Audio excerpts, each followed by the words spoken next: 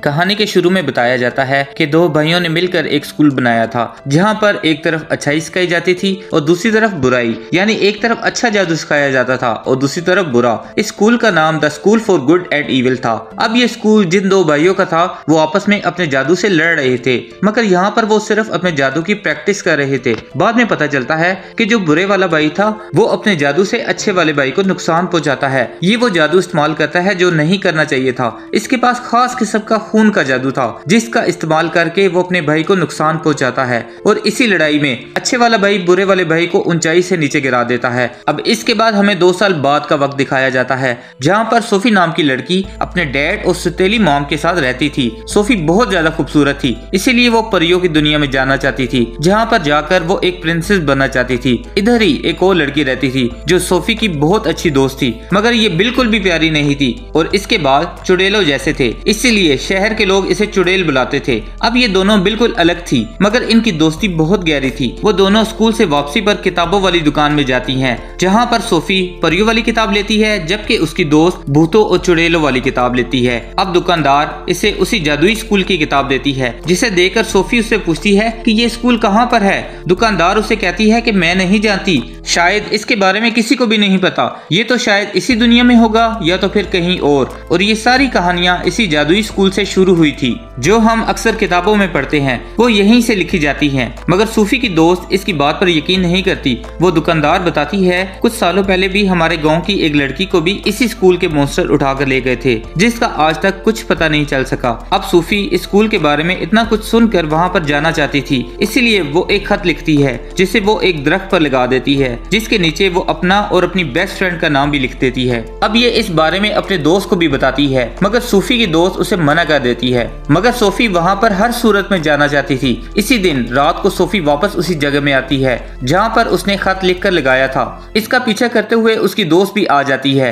मगर इसी दौरान एक बहुत बड़ा मॉन्स्टर आकर सोफी को पकड़कर उसे अपने साथ ले जाता है। सोफी की दोस्त भी इसका पीछा करती है, मगर तभी एक बहुत बड़ा बाज आकर इन दोनों को पकड़कर ले जाता है। अब वो बाज सोफी को बुराई के स्कूल में और उसकी दोस्त को अच्छाई के स्कूल में छोड़ देता है। सोफी वहाँ के वुल्फ गार्ड से कहती है, मैं गलती से यहाँ पर आ गई हूँ, मुझे तो अच्छाई वाले स्कूल में जाना चाहिए था, मैं इतनी प्यारी भी हूँ। और वो अंदर जाकर एक लेडी से शिकायत भी करती है, जो वहाँ की प्रिंसिपल भी थी। वो बताती है कि हमारे यहाँ से कभी भी कोई गलती नहीं होती, जो जिस इंसान की जगह होती है वो बाज उसे वहीं पर छोड़ देता है। इधर सोफी की दोस्त अच्छाई वाले स्कूल में थी, जिसे देखकर वहाँ की कुछ लड़कियाँ उसका मजाक उड़ाती हैं। वो उसे कहती हैं कि तुम्हारे बाल तो बिल्कुल चुड़ैलों जैसे हैं, हमें लगता है कि तुम गलती से यहाँ पर आ गई हो। तभी कुछ परियां आकर सोफी की दोस्त को वहाँ की प्रिंसिपल के पास लेकर जाती हैं। सोफी की दोस्त उन्हें कहती है कि मैं यहाँ पर नहीं आना चाहती थी, यहाँ पर तो मेरी दोस्त आना चाहती थी। जिसके जवाब में प्रिंसिपल कहती है कि हमारे पास से कभी गलती नहीं हो सकती और नेवर यहाँ पर कभी नहीं आ सकते। अब यहाँ पर सोफी की दोस्त, जिसका नाम अगीथा था, उसको नेवर का मतलब नहीं समझ आता।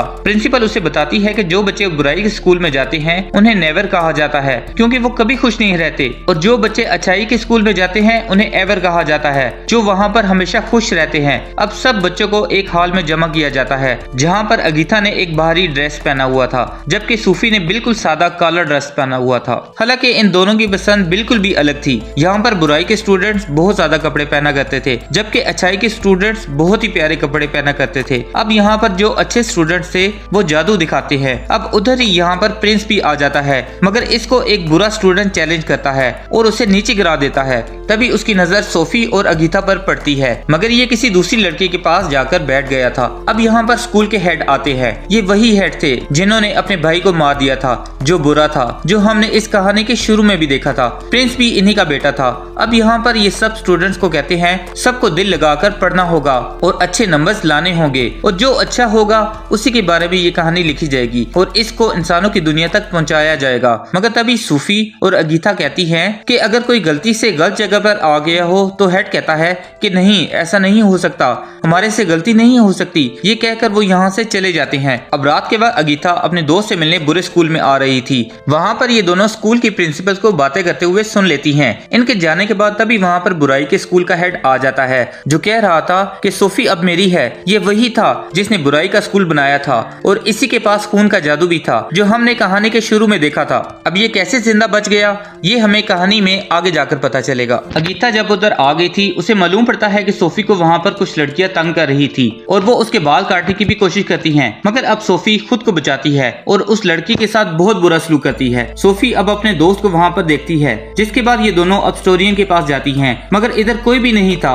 और इस कमरे में सिर्फ एक किताब और जादुई पेन था। अब उधर ही अच्छाई के प्रिंसिपल के हेड आ जाते हैं। वो इनको कहते हैं कि तुमसे पहले यहाँ पर कोई भी नहीं आया, तुम दोनों इतनी खास हो तो यहाँ से क्यों जाना चाहती हो? मगर अब सोफी कहती है कि मैं नहीं जाना चाहती, ये जाना चाहती है। मैं तो बस गर्ल्स स्कूल में आ गई हूँ, मुझे पुरानी जिंदगी बिल्कुल अच्छी नहीं लगती। लेकिन अगीथा अपनी दोस्त को अपने साथ लेकर जाना चाहती थी। वो हेड से पूछती है कि क्या सिंड्रेला, स्नो वाइट जितनी भी कहानियां हैं क्या सब सच्ची हैं? वो कहता है कि हाँ बिल्कुल वो सब सच्ची हैं और वो सब इधर ही पढ़ते थे। यही वो सोफी से कहता है कि अगर तुम अच्छे स्कूल में आने के काबिल होती तो हमारा बास तुम्हें बुराई के स्कूल में नहीं भेजता। वो कहती है कि मैं अच्छी हूँ, प्यारी भी हूँ और यही तो चीज अच्छाई के लिए है। अगीथा उसकी दोस्त अब उसे कहती है कि इसके लिए सच्चा प्यार चाहिए, जब तुम ये ढूंढ लोगी तो तुम भी अच्छाई वाले स्कूल में आ जाओगी। ये सब बातें करने के बाद हेड उन दोनों को अपनी अपनी क्लास में भेज देता है। अब अगीथा को उसकी क्लास में लड़कियां बताती हैं कि अगर तुम टेस्ट में 3 बार फेल होगी तो तुम्हें स्कूल से निकाल दिया जाएगा।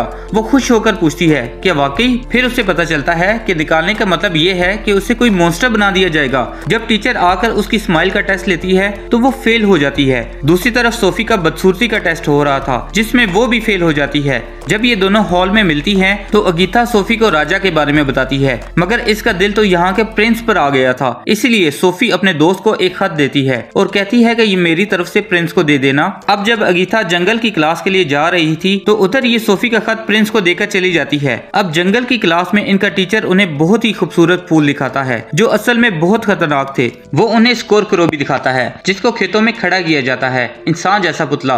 वो बताते हैं कि ये रात को जिंदा हो जाता है। इधर एक लड़के को फूल काट लेता है जिससे वो डर कर भाग गया था। ये लड़का तीसरी बार फेल हुआ था। तब अगीथा इसका पीछा करती है तो वो देखती है कि इसके इर्द गिर्द तूफान का घेरा बन जाता है और वो गायब हो गया था, जिसे देखकर अगीथा बहुत ज्यादा डर गई थी। उधर सोफी को भी क्लास में एक लड़की तंग कर रही थी और टीचर भी उसे नहीं रोकती क्योंकि ये बुराई का स्कूल था और उन्हें ये सब देखकर मजा आ रहा था। तभी वो लड़की अपने टैटू से छोटा सा ड्रैगन निकालती है जो सोफी पर हमला कर देता है, उसे तंग करता है और उसे मारने की कोशिश करता है। सोफी कुछ नहीं कर पाती, वो बस अपनी जान बचाकर इधर उधर भाग रही थी। तभी वहाँ पर बहुत सारी हनी बीस आ जाती हैं जो इस ड्रैगन को चिपक गई थी, जिसकी वजह से अब इस लड़की का दम भी घुटने लग पड़ा था जिसने ड्रैगन को सोफी के पीछे भेजा था।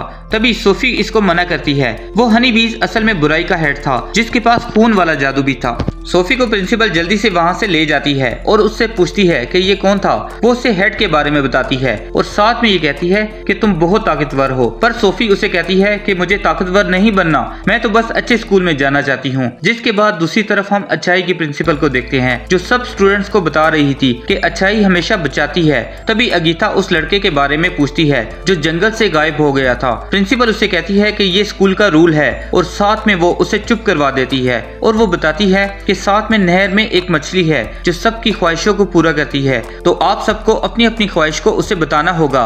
जब अगीथा की बारी आती है तो वो मांगती है कि जो लोग अपने घर जाना चाहते हैं वो आराम से घर जा सके। तभी वो मछली एक लड़की में बदल जाती है और कहती है कि आज तक ऐसा किसी ने कुछ नहीं मांगा, तुमने बिल्कुल वही चाहा जो कि मैं चाहती थी, इसीलिए तुमने मुझे जादू से आजाद करवा लिया और वो जादू मुझ पर टेस्ट में फेल होने की वजह से किया गया था। ये कहकर वो गायब हो जाती है। तभी वहाँ पर वही बाज आ जाता है। अगीथा समझ गई थी कि ये वही लड़का है जो कि जंगल में गायब हुआ था, इसको अब बाज बना दिया गया था। तभी वहाँ पर प्रिंस आकर इसे तलवार से मार देता है। वो समझता है कि शायद वो अगीथा को मारने वाला था। अब इसी वजह से गुस्से में अगीथा प्रिंस के मुंह पर मुक्का मारती है कि इसने बाज को क्यों मारा और वो प्रिंसिपल को कहती है कि इसको आप लोग अच्छाई कहते हो, ये कोई अच्छाई नहीं है बल्कि ये तो बुराई से भी बदतर है। जिसके बाद ये सोफी से मिलती है। वो उसे बताती है कि मैंने बुराई के हेड को देखा है। अगीथा उसे बताती है कि हाँ मैंने भी उसे देखा है। तभी पीछे खड़ा प्रिंस इनकी ये बातें सुन लेता है, इसीलिए अगीथा इन्हें अकेला छोड़कर वहाँ से चली जाती है। प्रिंस अब सोफी के खत की तारीफ करता है।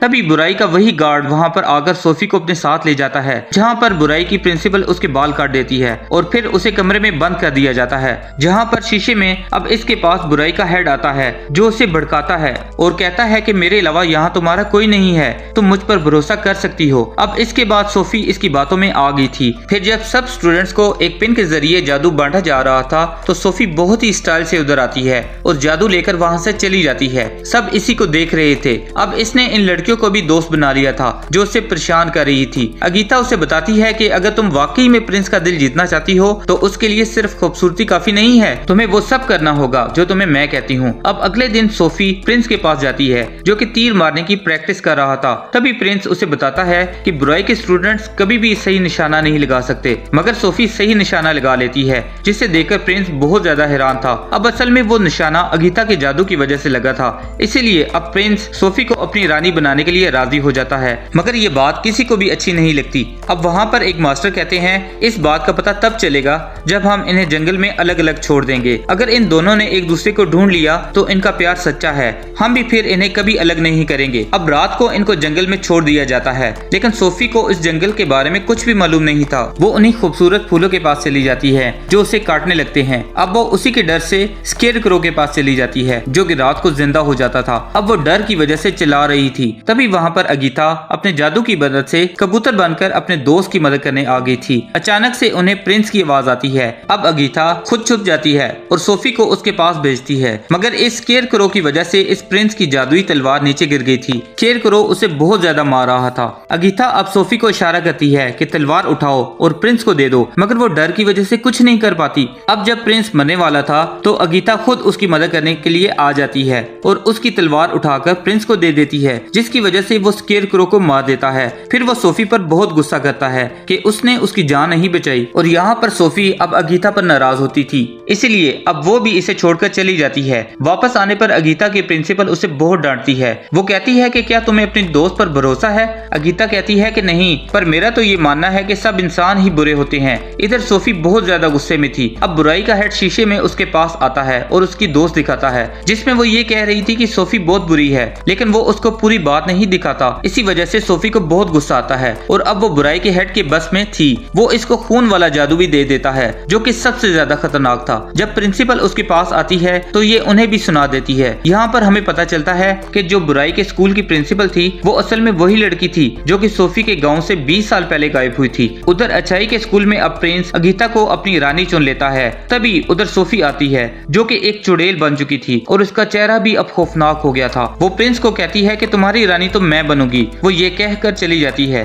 तभी उधर ये देखते हैं कि सोफी ने अपने जादू से वहाँ के सभी गार्ड्स और टीचर को छोटे छोटे खिलौनों में बदल दिया था। अब ये देखकर प्रिंस बुराई के स्कूल में हमला करने के लिए चला जाता है, मगर इधर उसके जादू और हमले को सोफी रोक लेती है और उन पर उल्टा हमला कर देती है। अब यहाँ पर जो बुराई के स्टूडेंट्स थे वो खूबसूरत होने लगे थे और अच्छाई के स्टूडेंट्स में बदल रहे थे, जबकि अच्छाई वाले बुराई में बदल रहे थे और वो सब बदसूरत हो जाते हैं। अब यहाँ पर सबके दरमियान में लड़ाई होना शुरू हो जाती है। अगीता सोफी के पास जाकर उससे रोकती है और कहती है कि प्लीज ये सब रोको और ऐसा मत करो। तभी सोफी उधर कमरे में जाती है जहाँ पर जादुई किताब और पेन था। ये यहाँ पर अच्छाई के हेड को मारने आई थी, पर तभी वो वहाँ देखती है कि जो अच्छाई का हेड था वो बुराई के हेड में बदल जाता है जिसने इसे जादू दिया था। अब वो बुराई का हेड कहता है कि मैं तो शुरू से ही जिंदा था, मैं जब ऊंचाई से गिरा तो मैंने वापस आकर अपने ही भाई को मार दिया था और उसकी जगह ले ली थी। अब वो वहाँ पर सोफी को जैसे ही अपने काबू में करता है तो उधर सब कुछ तबाह होने लगता है।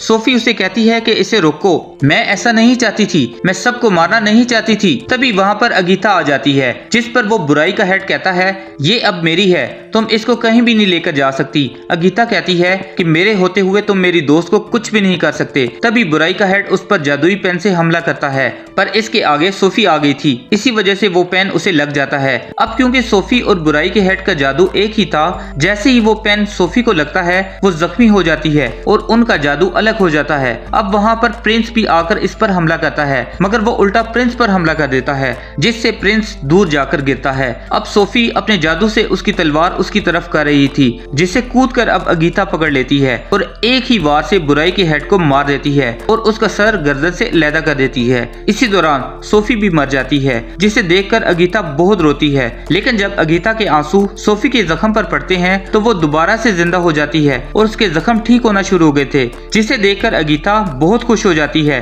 अब उसके बाद वहाँ पर अच्छाई और बुराई दोनों के लोग मिल जाते हैं। वो सभी एक दूसरे के साथ हंसी खुशी रहने लगे थे। तभी वहाँ पर जादू से एक रास्ता खुलता है जो उनके घर का रास्ता था। अगीता अपनी दोस्त से कहती है कि सोफी तुम प्रिंस के पास रुको, मैं घर जा रही हूँ, मगर वो कहती है कि नहीं, हम दोनों घर जाएंगे। अब ये दोनों वापस अपनी दुनिया में आ गई थी और दोबारा से पुरानी जैसी जिंदगी जीने लगती है, मगर अब इनके पास जादू था। एक दिन प्रिंस का तीर इंसानी दुनिया में आकर एक पेड़ में लगता है, जिससे आवाज आती है कि अगीता मुझे तुम्हारी मदद की जरूरत है। और इसी के साथ ये मूवी यहाँ पर खत्म हो जाती है।